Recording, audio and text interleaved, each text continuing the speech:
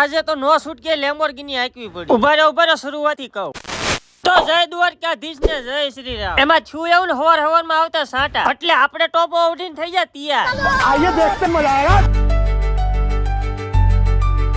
સવારમાં રોડે આવીને જતો હતો ને આવો મસ્ત વ્યૂ દેખાણો મને. મારે રિસર્ચ પૂરું થાય ને એટલે જો આવી એટલા બદલી કરવી પડે. આપણી પાસે તો કાળી ગાડી ધોવા આવે જો. શ્રાવણ મહિનાની શેલી રેલી નીકળી જો. હાથે રાંધી બાટલા ખૂટી ગયા લઈ જાજો. ઓર ભેગું થાને ભાઈ. એમાં મારે 8 વ્હીલ વાળી BMW આંકવી પડ્યા.